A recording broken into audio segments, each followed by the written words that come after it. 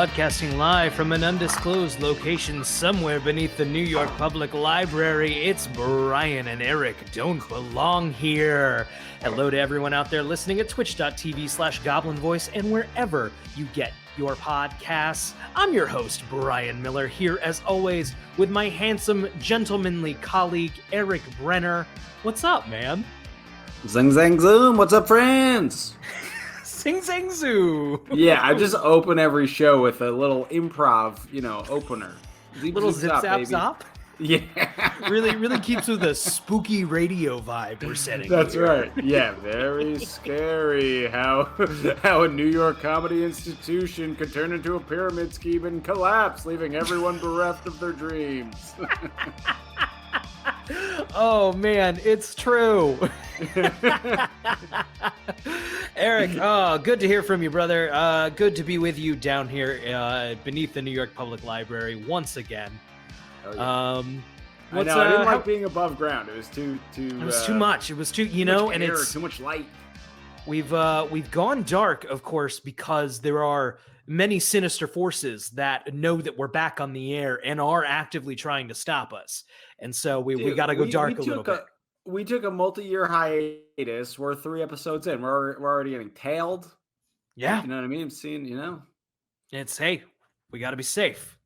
That said, you can still call into the show if you're watching this live at twitch.tv/Goblin Voice. You can find instructions on how to Discord into the show in the chat room. Eric, how was your week?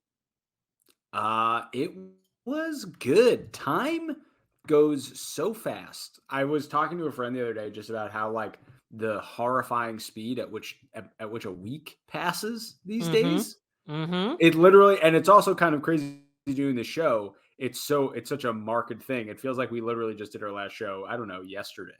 I know. It's time is crazy. We're getting older. We're gonna die someday. Oh God. Eric, one day we'll be the ghosts. See, that might be fun. I might be into that. Okay. Eric, you become a ghost. What's the first thing you do? Oh man, probably go to a water park and just prank people. A water park? That's your first move? Yeah, nobody sees it coming out of water park. It's like the least spooky place in the world. You're just you wait in one of the tunnels. You know what I mean? Everybody's not a bad move. Down. I don't hate it. You can't. It's wet, so you can't bring ghost hunting equipment. Oh, there you go. Oh, it's the perfect cover.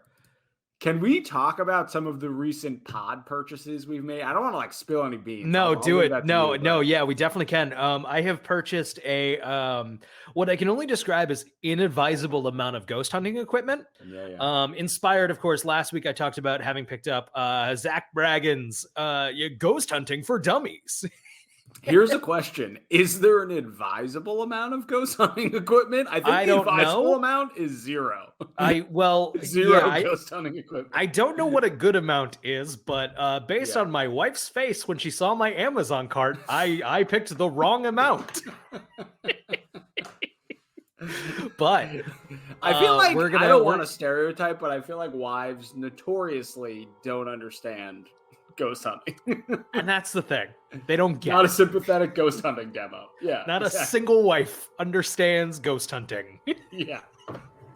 And that's a problem. We're pivoting the pod. we're an MRA ghost hunting group. Oh now. No. It actually really sneaks up on you. Yeah, every time. But we're gonna take this baby on the road a little bit. I'm not sure when yet, but very, very excited to visit some haunted. We got a doc today. We made a Google Doc today. We have a Google document with a series of haunted locations ranked by how much trouble we'd get into by going to them. Yes, this is true. You color coded it, which I thought was helpful. I color-coded it based on how scared I am to go. Not because of ghosts, but because of authority figures. The law. The true ghost. Basically, if I have to hop a fence or disobey a no trespassing sign, I'm not saying I won't do it. I just won't do it yet. Here's the thing. I think we have to wait till we have a bigger audience that can effectively bail us out. Like if we put out the bat signal, I feel like we'd be in sort of a jam right now. We're currently, I will do absolutely fucking anything for attention, and currently I'm not getting enough attention to hop a fence. Yeah, no, it's a dicey. We're old too, kind of. We can't we're not as spry. That's the thing. I can't run for it. It's like if we get busted, I'm just busted. Yeah, I know. What's our excuse if we're in there? Because we definitely can't tell them we're ghost hunting. We can't tell them we're ghost hunting, and we can't tell them we're ghost hunting. I feel like in prison, it's like the food chain is it's like I don't know. It's like ghost hunters then child molesters. Like you're real low on the totem pole. Yeah, they really, really don't like us. And it's just because we're trying to get them to subscribe to the podcast and rate us 5 stars wherever you get your podcast. Yeah. Or join us live here at twitch.tv/Goblin Voice Tuesday nights at 9 p.m. EAT. Well, here's the thing. Prisoners can write letters. Can they get on Discord? Can prisoners get on Discord? If not, they should, right? Yeah, I think that's something we can lobby for. Discord access. Discord access for prisoners, but only specifically so that they can call into Brian and Eric Don't Belong Here. Yeah, just this channel. Just this channel. That's it. I think that's a reasonable platform. See, we're making progress. We're doing great, bud. Should my intro be spookier, you think? Follow your heart. I think let me put it this way. On a scale of 1 to spooky, we were at a zip zap zop is on a negative. It doesn't even quite register on the scale. Yeah, maybe if we go far enough to the opposite, it loops back around, That's true. That is true. I don't know. Should we talk about what we're going to talk about? I guess that's a good idea. We've been live for 7 minutes, and I think we've run the gamut of the dumbest fucking shit possible. I like to just really build the suspense of what we're even what the actual show is gonna be about for just as long as we can. It's real tightrope we're walking. All right, but real fast. The state of Arizona says in the chat, "Zip zap zop," more like R.I.P. rap rap. Am I right? You are right. Yeah, nailed it. God, the chat is so cruel but accurate. No, R.I.P. like spooky ghosts. Yeah. Oh, yeah. Okay, cool. I'll take that. I think that was a legitimate suggestion from the state of Arizona. People, you already previewed the topic in the chat, right? Yeah, our Discord, our people on the Discord know. But why don't you get into it? Well, I was gonna say because it's a perfect segue to ask people in the chat to predict what tonight's episode is going to be about. Oh man, that's a great one. That said, but unfortunately, they maybe already know. That's okay. That said, I will say I did a terrible job of explaining it, so maybe they can predict how well you're going to do explaining it to me. And the consensus is in. You're going to do great. And go. I love that. Yeah, we already know. Says Drazia. Okay, that's fine. So today we're gonna or tonight, I should say, it's a spookier time of the day, is the evening. We're talking about remote viewing. So you texted me about remote viewing, and I'm like, you would texted me like, should we take a remote viewing class? And I'm like, a class over Zoom? Sure, bud. Yeah.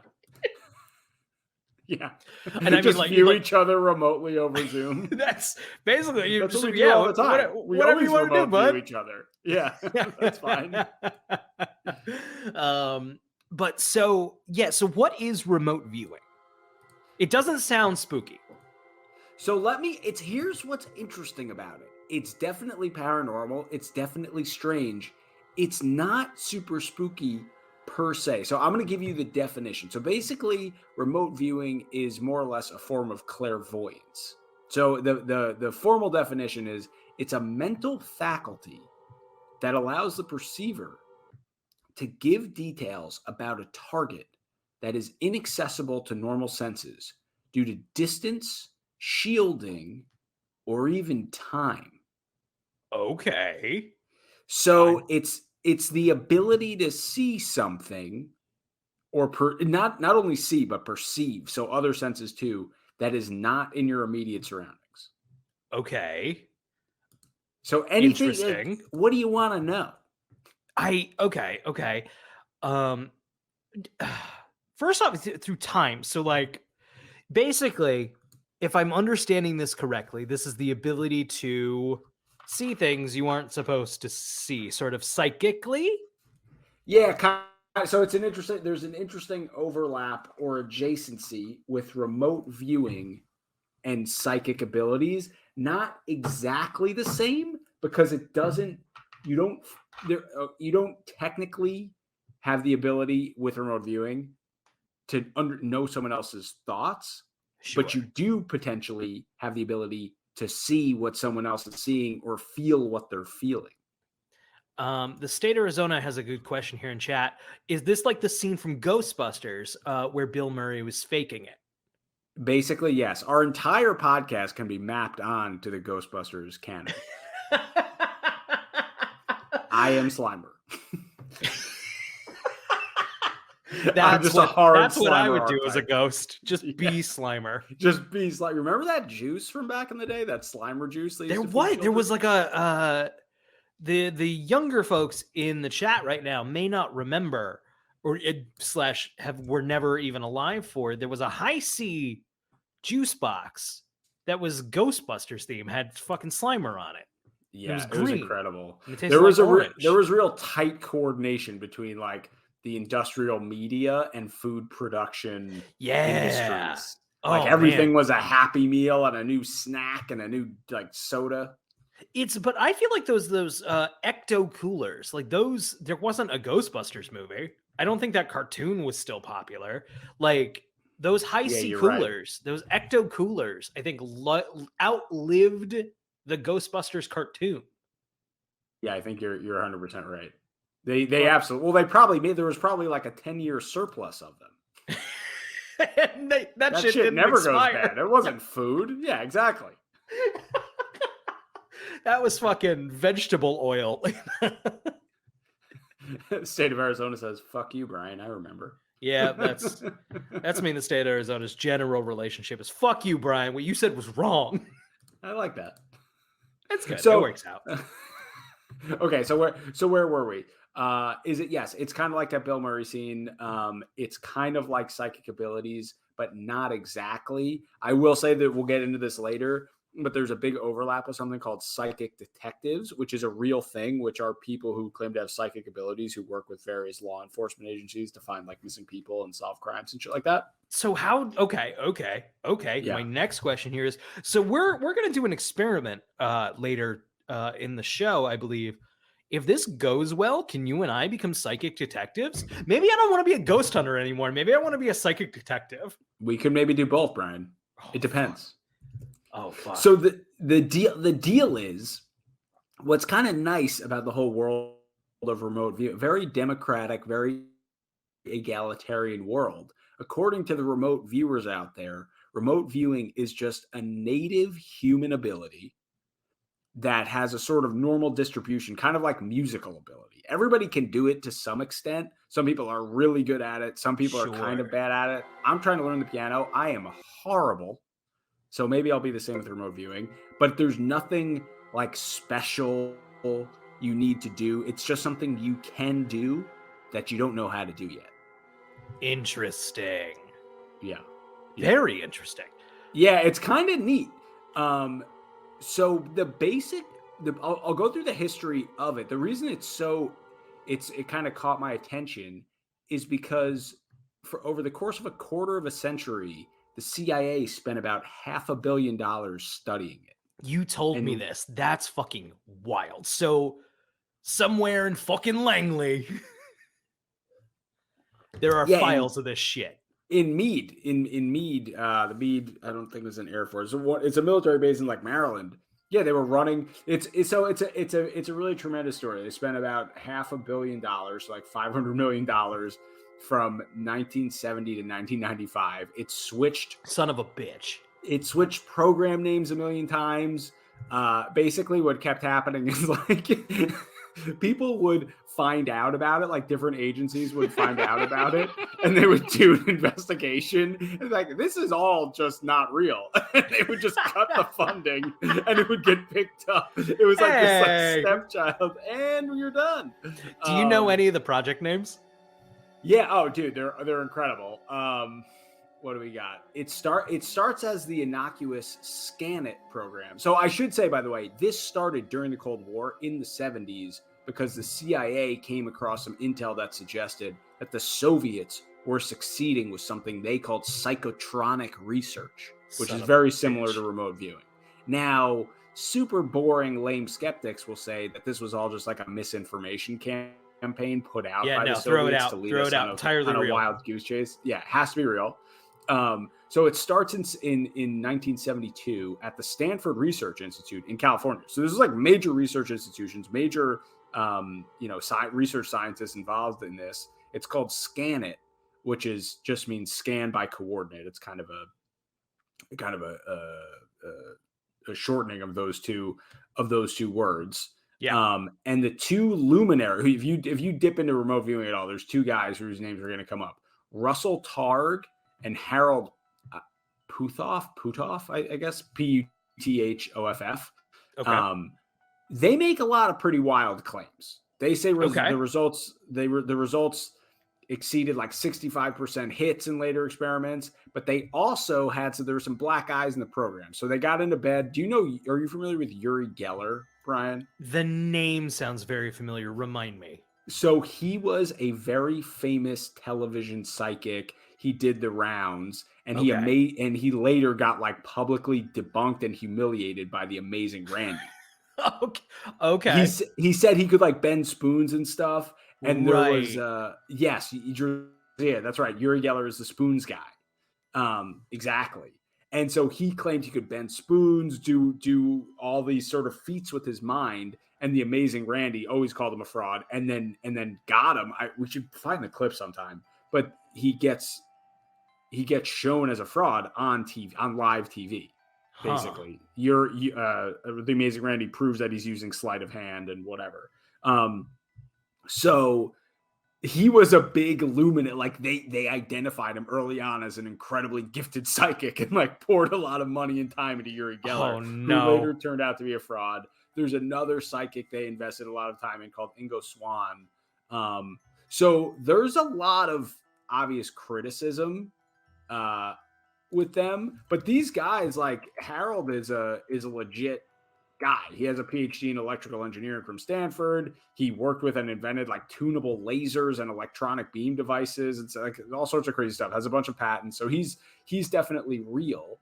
In the 80s, the research at SRI was integrated into Grill Flame, which was they renamed the project Grill Flame, which is then redesignated Inscom Center Lane project. Kind of lame.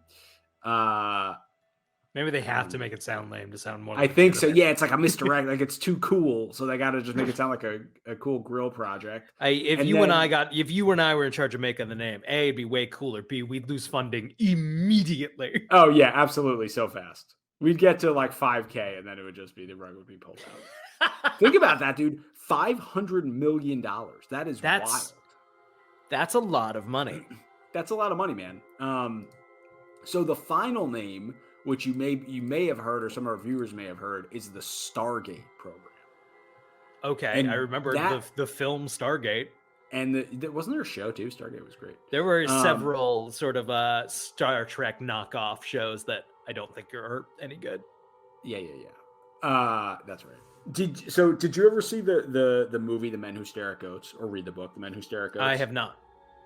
So it's kind of about this program along with some other stuff. So there was like this military push to tap into, latent and occult human potential. Yeah. And so there's a very fun book / movie about this time called The Men Who Stare at Goats. And it's called The Men Who Stare at Goats because one of the things they were trying to do was basically like unleash the latent power of the human mind to kill via thought. And so they'd have these Well, that guys in this escalated. unit just staring at goats, trying to stop the goat's heart with their mind. Man, that's a project they'd put us on to get us out of the way. Get out of here. Yeah, you guys can't even peel potatoes. Just look at these goats. You did Honestly, one that push-up. might be my dream job. It's not bad. How cute are the goats? Just you and I stuck out in a field. Yeah, just looking at some goats. Man, I was born in the wrong time. I would have loved too, that man. gig. I don't think it's probably not too late. We can find remote jobs and just be near goats. I think that could happen. Great. Great.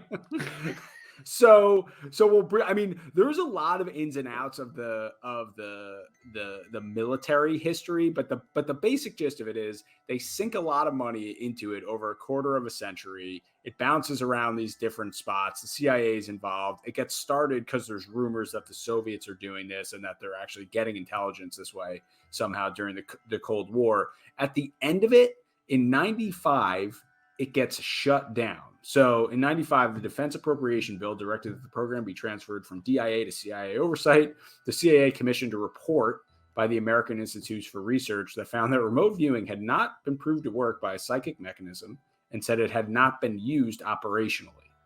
Okay. So basically, there's a panel that reviews all the findings over a quarter of a century. And here's some key quotes from it. Ray Hyman says, "Psychologists such as myself who study subjective validation find nothing striking or surprising in the reported matching of reports against targets in the Stargate data.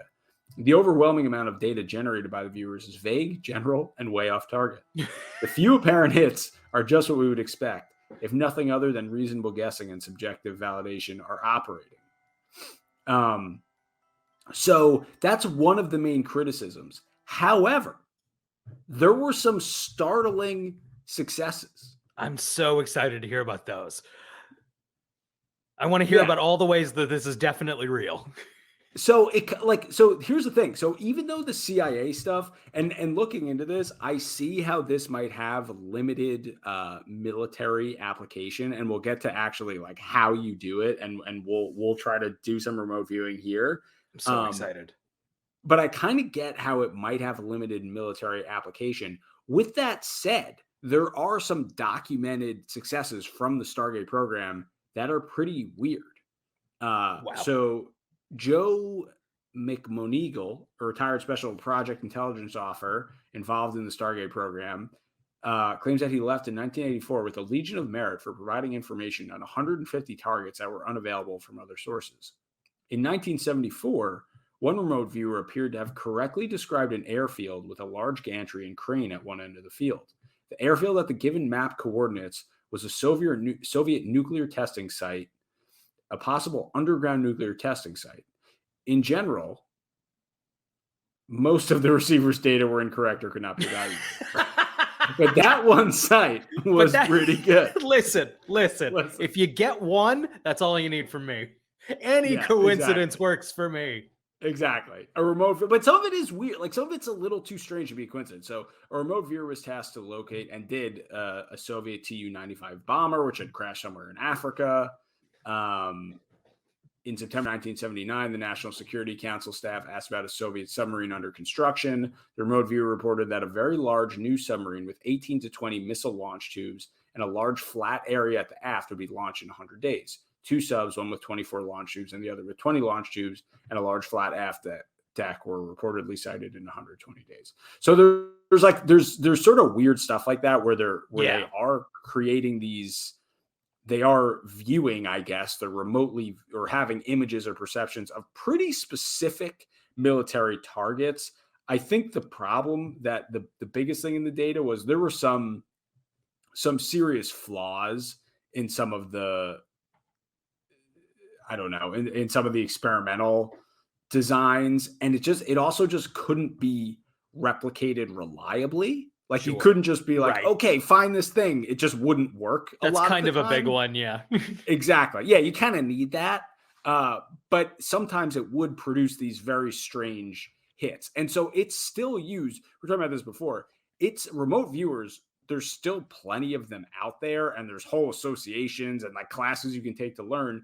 And the big place they work is law enforcement, actually. Like Hmm. police departments and detectives and stuff do work with remote viewers and what they call psychic detectives to try to find missing people, bodies, try to find like suspects and cases and stuff like that, which is sort of wild. That's Um, pretty wild. That's sort of like I immediately just kind of frowned. yeah, Like, we shouldn't be doing that, probably.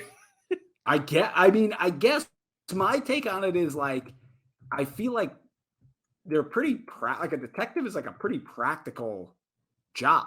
And if Right. there was nothing to it, maybe they wouldn't waste their time. I mean, I don't know. Yeah, I don't know. I don't know. I mean, I I'll don't tell you know. what, we could try to find out tonight, Brian. I'm very you said there's something we could try? Yeah, so we can try to do remote. These are like the worst possible conditions for us to be doing it, but Sure. we're gonna give it a shot. Um, I'm gonna go over some basic concepts with you and the Great. basic kind of anatomy of remote viewing, and then yeah, we could try to give one of these protocols a shot. I And think it that sounds shouldn't. great. It's technically not very dangerous, so you should be fine. Awesome. Awesome. I'm ready. I Okay. would love to open up my brain to the psychic elements and hope I come out on the other side. Even maybe I'll be better. I don't know if that's possible. It's not. Can't beat this. Can't beat it. Can't beat it. Okay. So we'll get so a couple things. So there's a couple terms that we should go over. The first one is target or coordinate. And Okay. that just means that's a thing that you are opening yourself up to attempt to perceive. Great. A big term that gets thrown around a lot is Gestalt, which That in sounds the familiar. yeah, you've probably heard that before. In the context of remote viewing, it's just like the overall sensation or feeling of a thing. So when people are remote viewing, they might say like, "Oh, I just sense a heaviness," or sometimes like a big one I heard. I was watching this video of someone remote viewing a location that was by a river, and they literally were just like, "I just have a sense of water, like it's a watery place." So it's sort of a non-specific intuition you just have about the thing. Interesting. So that's the Gestalt, just the feeling, the overall, the vibe, I guess you could say. Um, beacon. This is an interesting one. We actually will be using a beacon this evening, and I will be your beacon, Brian. Okay. Eric the Beacon. Eric the Beacon. That's what they call me on the street. So a beacon is an individual used to heighten the effectiveness of the remote viewing process. And typically the way it works is like so we'll go over the different protocols, but one protocol is just like there are sealed envelopes with pictures and descriptions of a specific place, and you just say put your hand on one or whatever and record the impressions that come to you. Another one is someone goes to or looks at a specific site, and Okay. you focus on you basically use them, or you pick up where they are and you remote view that. Interesting. So you'll be using me for that purpose tonight. There's two kind of different methods of doing remote viewing. One is altered state and the other one is natural state. In altered state remote viewing just means like manipulating the environment to induce a deep state of relaxation in the remote viewer. So typically that involves stuff like eye shades and water beds and relaxation tapes, and you really So change even more physical than say like my head when you describe that my head went to like hypnosis.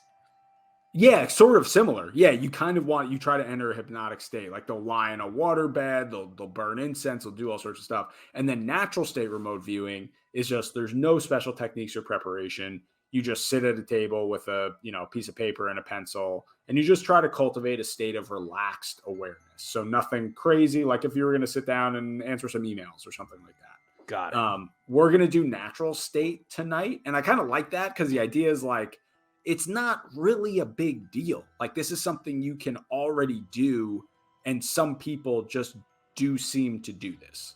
Okay. In terms of accuracy, the way we're going to get what you're not trying to do, you're not trying to guess. Like we're not going to be looking at a picture and you're going to be like, it's George Washington. Like what you're Sure. What you're going to do is just be presenting your sensations and perceptions as they come. You're not going to try to guess anything. You're not going to try to name anything. Just describe generally what your senses are bringing to you, and don't try to identify it. Okay. So there actually are some dangers that came up, and they're sort of subtle, but they did come up a bunch of times. So I figure it's important to surface them here. Yeah.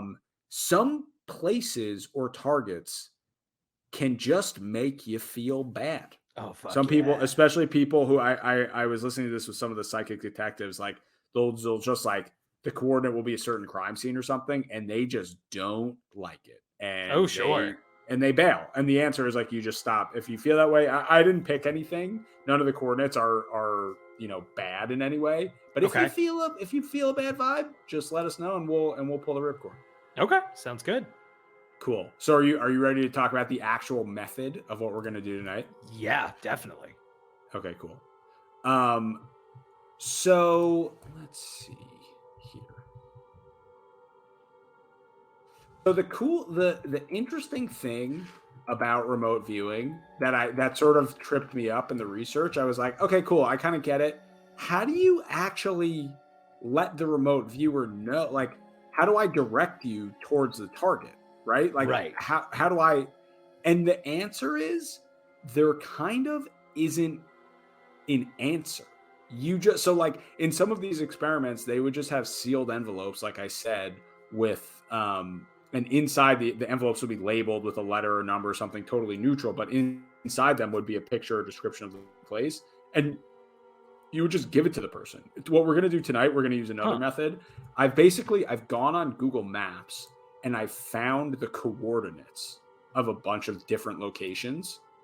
Okay. I'm going to randomly select a coordinate, and I'm going to read off a pretty long string of digits to you. Okay. And if you're in the chat, don't like look these up and say what it is, because this is Brian, don't read the chat, I guess. Yeah, I won't read the chat. I'm also game to like, I prepared a blindfold for myself. Cool.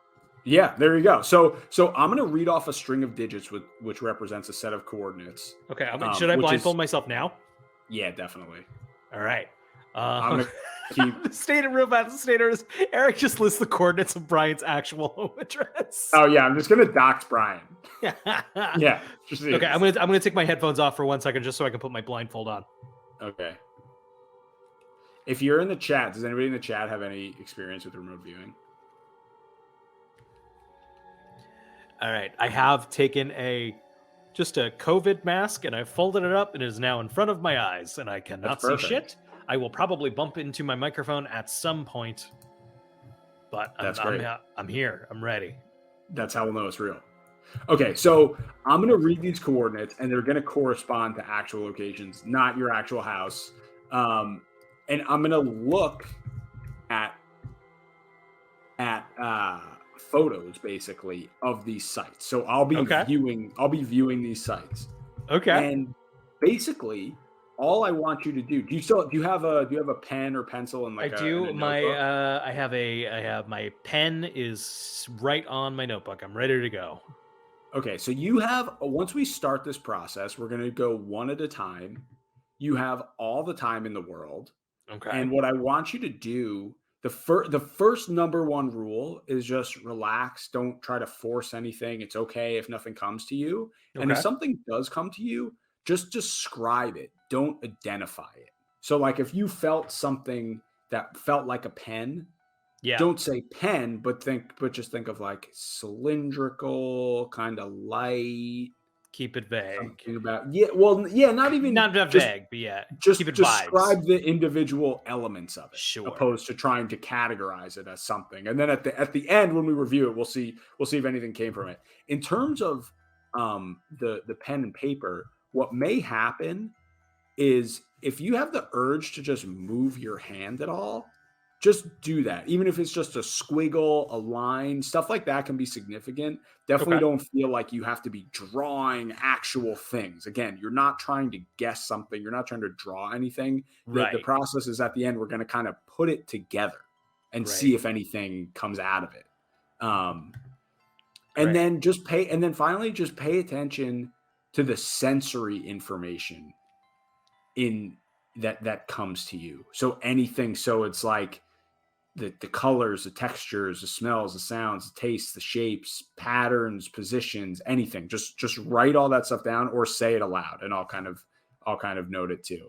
Okay. And just remember, this is not like a special crazy thing. This is something that people seem to have the ability to do. Some certain people. So maybe I do, maybe I don't. And it just is what it is. It's like being able to sing. Exactly. You probably have it in some. Everybody can sing in the shower. Not everybody's going to Carnegie Hall. You know what I mean? Right. So you probably have it in some capacity. So I'm about to read. I'm about to read this first set of coordinates to you. If you're ready, just take a second to kind of settle yourself, just nice and calm and relaxed. Great. And tell me when you're feeling good. All right, I got my shoulders back. I'm leaned back. I'm ready when you are. Okay, I'm going to read off a string of coordinates. Great. 39.953.659.790.68088, comma, -75.163.027.486.93327.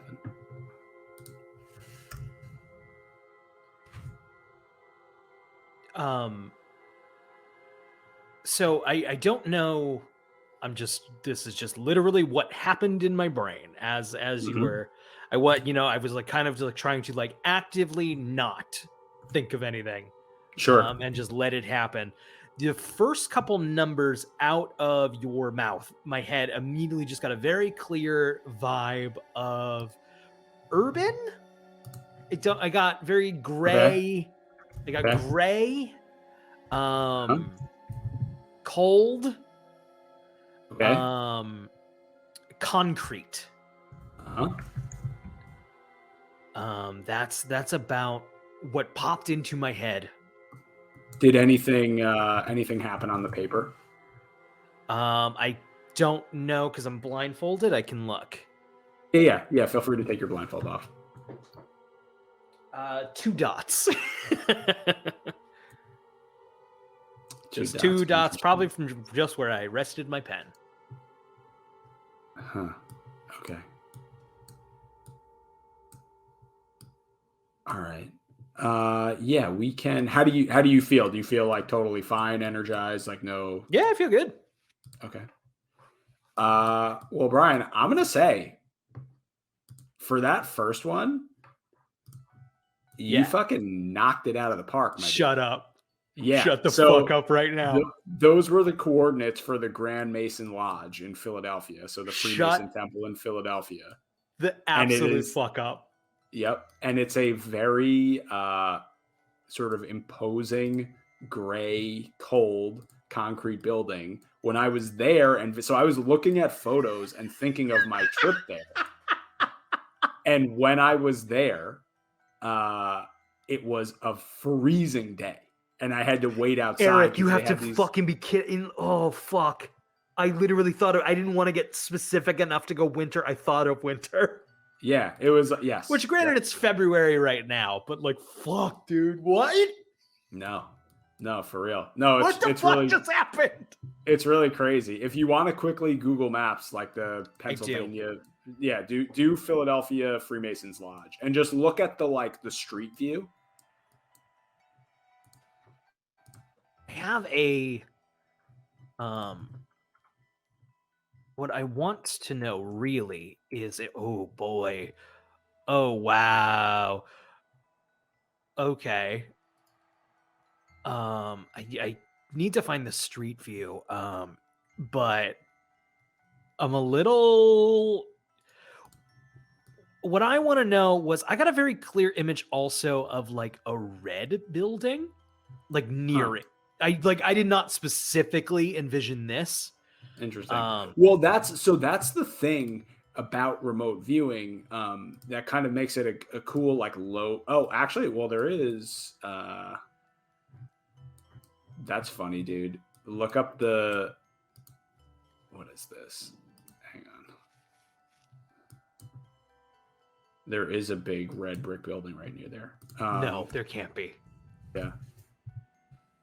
Yeah, it's right by there. Look up the Friends Center, Cherry Street, Philadelphia. Cherry Street Friends Center? Yeah, just do Friends Center, Philadelphia. Oh, that's bugging me out a little bit. Yeah, it's a giant red building right near there. It's not. Oh boy, howdy, that's bugging me out, dude. Yeah. Yeah. That's fucking bugging me out, man. That's kind of cool, right? So the thing with remote, so two things that are interesting here with remote viewing. One of them is people say in the very beginning, people tend to have just a ton of hits right off the bat because they're, or at least like the first one, because you're just so relaxed. It's like kind of like beginner's luck. You're just not thinking about it. You have no expectations. That's yeah. That's even crazy because like man, are we gonna do more of these now? The pressure's on to like get it right, but like it's crazy. You're saying. Wow, that's weird. Exactly. So I was not expecting this to be as weird as that just felt. Yeah. So yeah, people talk about that. Like they kind of get their mind. They call them actually in the original Stargate program. They called them 8 martini results because people would get these crazy results and then just have to like go get wasted to kind of like it's like what just happened is, and like it's really simple, it's really tame. Like I'm looking at the chat right now. Rebecca Ronnie asked if people in chat could do this as well. I don't see why not. It's and it was all vibes. It wasn't like I got a clear image in my head, but they were very specific vibes, and everything really, really matches that. And that red building really, really is fucking me up.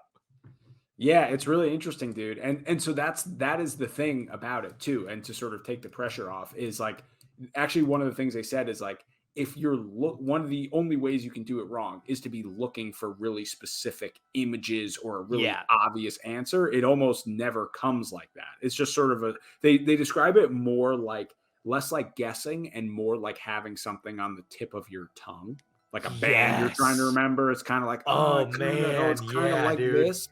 And you just feed out those impressions and little sensations you're getting. And at the end, when we review it and analyze it, that's when we kind of see. Yeah, dude. Wow. That's really throwing me off. I love it. Or how do you feel? Do you feel okay to try to do another one? Oh, I would love to try to do it again. I feel like the pressure's on, but no pressure. If anything, less pressure. Less pressure. We'll give it a little more time this time too. Just we'll let it kind of draw out. And you did great. Just you clearly have the capacity to do this. So just I'll read these coordinates again. You can put the blindfold on if I got the blindfold back on. Give me 2 seconds to kind of wipe my brain out here because it was amazing how I really, really got my head down to nothing. And then the first couple numbers out of your mouth, the image was very clear in my head. Very strange. Very strange. Okay, so I'm going to come down a little bit and... all right, I'm ready when you are. Okay.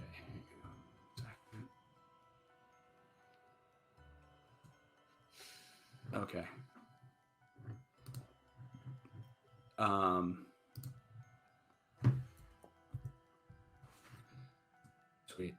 All right. So I'm going to read this number for you.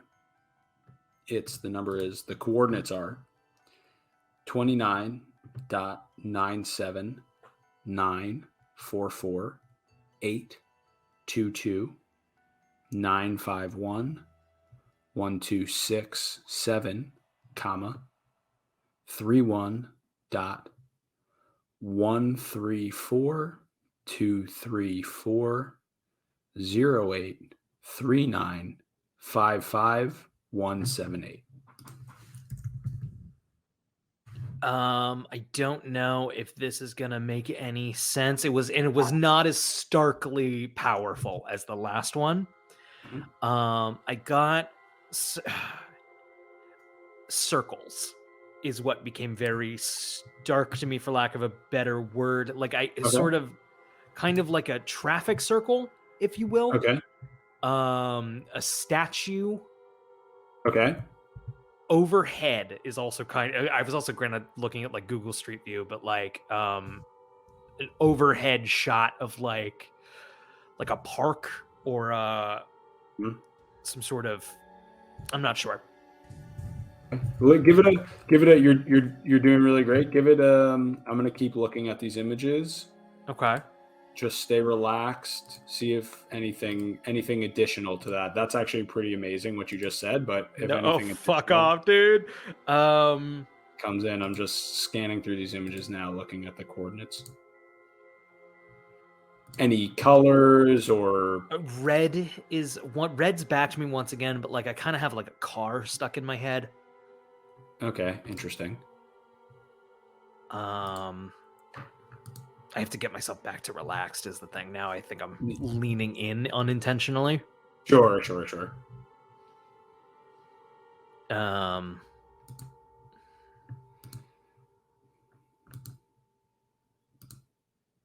And if the sensations, if there's nothing else, that's I think, and I feel like I was skidding into something, and then I kind of overthought it. I can't. I It's got you. interesting describing how like no, I can feel in it, and I can feel very out of it. Yeah. I'm gonna Yeah. undo my blindfold. Yeah, and I think the thing is, it's almost like you know something like creative or writer's block or something like that. It's like even when Yeah, you think you're not doing it, you're still kind of doing it. yeah. Like it's almost like beyond your conscious ability because I'm going to tell you, Brian. So you said statue, overhead, circles, red. Uh, I was looking at the Sphinx and overhead shots of the Pyramid at Giza. Interesting. And you said park, walking around. When you said car, what's really funny, dude? I was looking at photos of camels in front of the pyramids, which are a means Interesting. of transportation like a Yeah. car. Interesting. It's And when you said red, I was looking at sort of like red stone images. so interesting. That's so interesting because it's not. I certainly wasn't specifically thinking of that, but I was thinking of like it kind of came in my head as kind of like touristy. I wouldn't have said that literally. Yeah. But Yeah, and there are photos of tourists and stuff. A lot of them. yeah, man, oh man, weird. That one feels less stark and strong to me, but Yeah. like it's still pretty wild. That I mean, it kind of when you said statue, I was literally looking at directly at a picture of the Sphinx in Giza, and I was like, "What the fuck?" Dude, that's fucking weird. It's pretty crazy. It's pretty crazy. Okay, here's the thing. Okay, I have to go take a little psychic potty break. sure. Can you vamp and then maybe we'll do one All more? I do is vamp. I love to vamp. Great. I'll be back in a moment. Do your thing. Chat. I love that the chat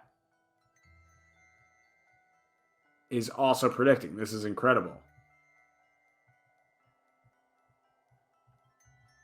You guys did great. I have at least partial, whether or no says, I have at least partial aphantasia, and this absolutely does not work for me. Can somebody explain what aphantasia is to me? I don't know what that is. Rebecca Roney says, I saw red stone. No picture. Aphantasia means no picture in your head. Wow.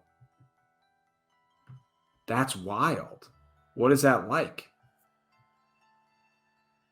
I can't picture things in my head. Very interesting. How is that?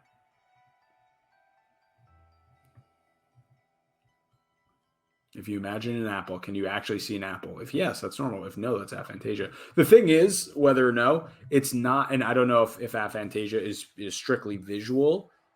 This remote viewing method, it also encompasses other sensations like taste, touch, smell, sound. So it's not just sight. I think it'd be possible for someone with aphantasia, if aphantasia is purely visible or visual rather, to engage in remote view. It's not. It's more like remote sensing, not remote viewing. Interesting. It's how it's always been for me. I always just think of things in words or ideas rather than images. I've returned. He's back. The man is back. That would be a very, Brian, imagine you were a psychic and you're a super powerful psychic, but the side effect of using your psychic powers is you just have to pee so bad immediately.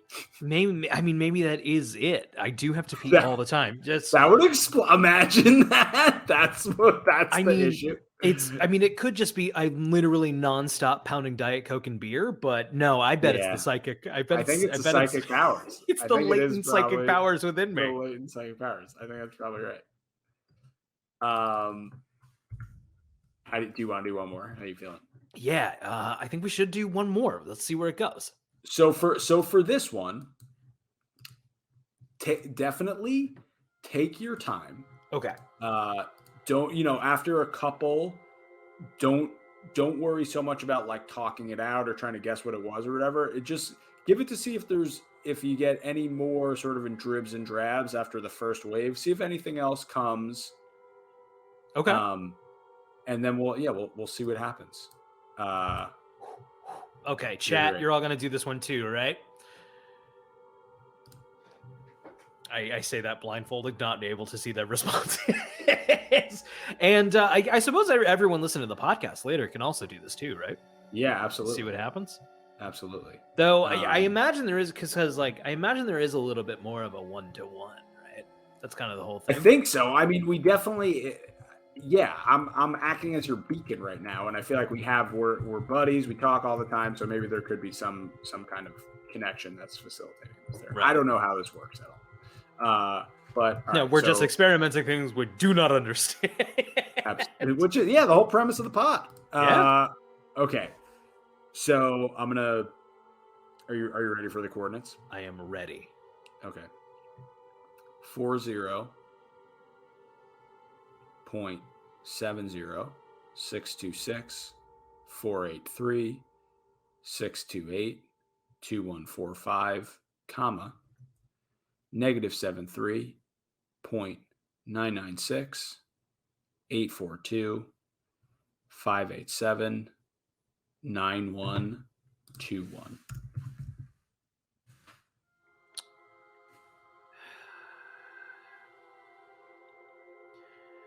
My head keeps going to ice. Okay.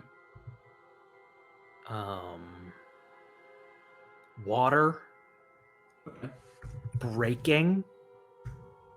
Breaking how? Like an object breaking or water breaking? Something smaller breaking away off of something larger. Okay. Drifting. Okay. I'm just kind of letting my hand move along the page here of my. Yep.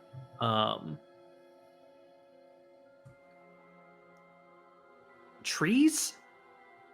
Snow? Okay. When you say trees, what are the sensations making up that impression? It was a very stark visual image. Okay. If that makes sense, if that's the right phrasing. Sure. It was a picture in my head, a very literal picture in my head. Okay.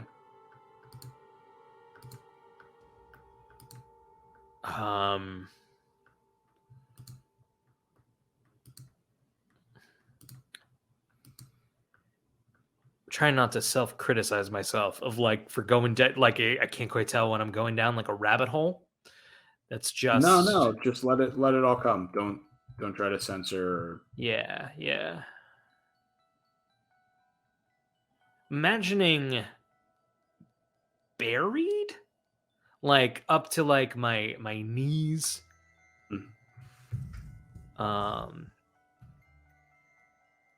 Wading through something. Okay, interesting. Fighting against something.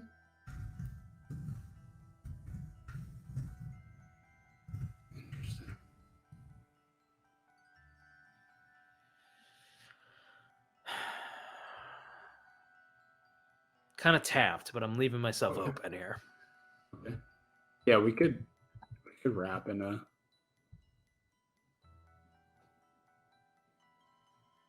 I'm also doing something interesting, which is that, or not interesting, maybe inadvisable, which is as I'm looking through a series of pictures about this coordinate. So I'm flashing through a couple of different images. Yeah. And I don't know how that affects Yeah, okay. I feel pretty tapped. Okay. So it was, this was another weird one, dude. You said water breaking, wading through something, fighting against something. It was the Brooklyn Bridge. Interesting. So Yeah. I drew for this one, and What's on the page? It's a lot of I can't quite describe. It's their mundane scribbles. Okay. Yeah, exactly. Wavy lines. Yep. And it was to say I was it would be incorrect, I think, to say like I was compelled to do it or like I was doing it against my but like it was definitely like it just sort of felt like how I should be moving my hand. I would I will absolutely post this page in the Discord.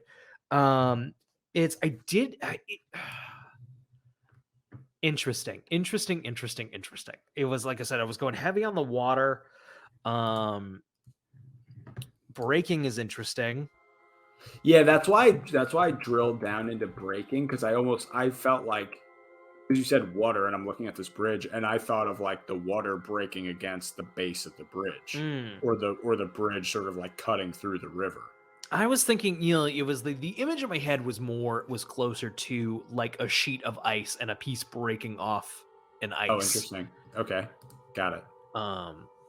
But it wasn't quite that literal, but like that was a little closer to what I was sure. Interesting. It all, man, oh boy, this has been, nothing was absolutely nothing. Well, that's exactly right. Everything, I mean, the first one was really wild. Like it just felt like you were literally describing the exact image I was and the first one was the wildest, and that one came extremely starkly and suddenly. Very, very clear in my head. The other two, and like I guess that's part of the problem, was feeling like I kind of had to work for it a little bit. It didn't come as cleanly, right. But like you said, that's kind of just what happens. Yeah. So there's a couple of things. So first of all, we diverted a little bit from the normal protocol, which is like in a quote unquote laboratory setting or whatever, there should be at least a 15-minute period for you to just relax and clear your mind. That's awful podcasting. Yeah, we can't do that on the radio. And then I'm supposed to run through the instructions in the protocol with you and kind of get you in a positive state of mind. And then we're supposed to take 15 minutes per target. And there's kind of supposed to be a cool down period between targets. And there's definitely, people talk about a certain like fatigue, kind of like what you're saying, not like I imagine, you tell me, but it sounds like it's not a physical tiredness. What I was reading about is exactly what you're talking about. It's like, you kind of feel like you have to just force it a little bit more. It's not as forthcoming. It's especially when like experiencing that first one and kind of getting a real read on it. And it was so stark and it was so sudden, and it didn't feel like I was looking for anything. Right. Exactly. And whereas after a couple of like things, it feels like, it feels a little more like you're looking under things in your brain. Like, is there anything else here? Right. And then it starts to feel like, then I can't tell, like, well, did I just make that up? Yeah, you start second guessing yourself. And then the other phenomenon, and I don't know if you experienced this, but the other phenomenon that participants reported, and one of the reasons they put those sort of cooldown periods in, is that people talk about the different streams of images starting to sort of mix together, and the targets and the input from the targets starting to get mixed up a little bit, and it being harder to discern. Yeah. So we did a super sprint, version of this, just throw you in and see what happens. But I have to say, for me, what's crazy too, man, is also like when you were talking about wading through something or like fighting against something, I was literally looking at photos of people walking through a huge crowd on top of the Brooklyn Bridge. That's what's really weird, is that like what you were describing would change and sync up a little bit with the specific image that I was looking at. And that happened with the pyramids at Giza too, with the statue and the red and like, and it could, and that's what's so, and so see, like doing this, you kind of see how it's like the CIA and the army spent $500 million and got to the end of it. And they're like, well, this is like not usable, but maybe something is happening here, because it is kind of vague, but it's also really weird. And it all feels like it could be, because like as human beings, like our brains, we're desperately trying to make patterns and connections, right? And I'm not throwing like hyper specific stuff out there. So like it's all you can explain it away, but man, that was weird, you know? Yeah, that first one was weird. I was looking at a big gray cold stone building that I had visited and had a memory of, and you were just describing it. Unbelievable. That was, and then the red building really was wild. Yeah. Well, what's crazy about that, dude, is I was sort of looking for it on Google Street View, and then it turned around and it was right there.